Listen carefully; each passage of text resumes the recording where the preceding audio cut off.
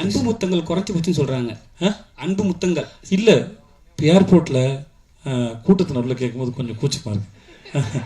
நீங்கள் ஷூட்டிங் ஸ்பாட்னா பரவாயில்ல, ஏர்போர்ட்டில் கேட்கும்போதுலாம் அது இப்போ அங்கே உட்காந்து எல்லாம் கொடுத்துருமில்ல. அங்கே எல்லோரும் நிறைய பேர் போயிட்டுருக்காங்க, வேறு மொழி பேசுகிறவங்க. என்னடா அவன் எல்லாருமே கிஸ் வச்சுன்னு நீங்கள் மாட்டாங்களா, அது தவிர வேற ஒன்றுமே. ஸோ இதற்குத்தானே ஆசைப்பட்டாய், பாலகுமாரா, நடுவில் கொஞ்சம் பக்கத்துக்கான அந்த மாதிரி படங்கள்லாம் இப்போ நாங்கள் எல்லாருமே பயங்கரமாக எக்ஸ்பீரியன்ஸ் பண்ணுறோம், ரொம்ப பிடிச்சிருக்கு.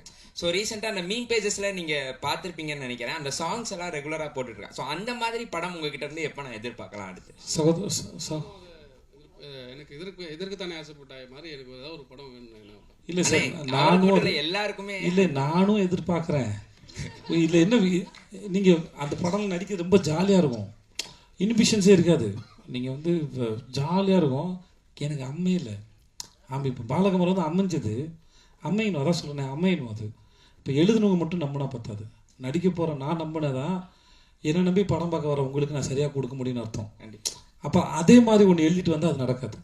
அது ஒரு மூடு, வேற ஒரு மூட்லேயும் அதை கொடுக்கணும். சார் 2 வச்சுக்கலாம். அடுத்தது ஆனால் அந்த படம் பார்க்குறப்போ என் வயசு 15, அப்போ நீங்கள் சொன்னது எதுவுமே புரியலை, ஆனால் இப்போ எல்லாமே புரியுதுங்கிறத மட்டும் பதிவு பண்ணிக்கிறேன். Okay, thank you. ஒரு நிமிஷம் இருங்க சார்.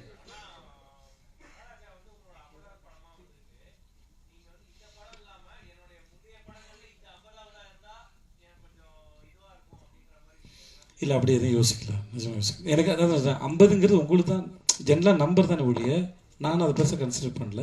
எல்லா படத்தோட வெற்றி முக்கியம். கடைசியாக முடிச்சுக்கலாம் சார். சார் ரொம்ப நேரம் அது கேளுங்க சார், ஒரே நிமிஷம். இவர் ரொம்ப நேரமாக ஒரு பெரிய மனுஷன் கேட்டே இருக்காப்புல சார், பதில் சொல்லுகிறேன், நீங்கள் கேளுங்க.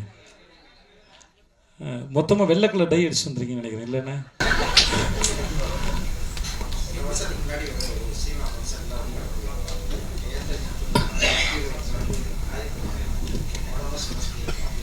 அப்படி சொல்லிக்க வாய்ப்பு இல்லை. இல்லை, இதனால சொல்லிக்க மாட்டேன், அவங்கள ஒர்க் பண்ணுறது கம்ஃபர்டபுள்னு சொல்லியிருப்பேன். அது எப்படி சொல்ல முடியும் அவங்களோ? ஓகே, உங்கள் கேள்விக்கு நான் முக்கியம்னு சொல்லி எவ்வளோ பாராட்டுறாங்க என்கிட்ட.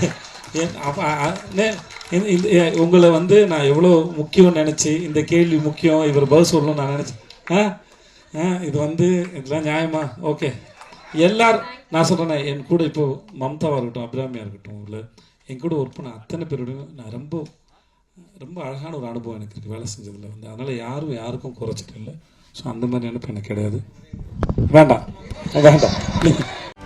செய்திகளை உடனுக்குடனும் துல்லியமாகவும் தெரிந்து கொள்ள சப்ஸ்கிரைப் பண்ணுங்க.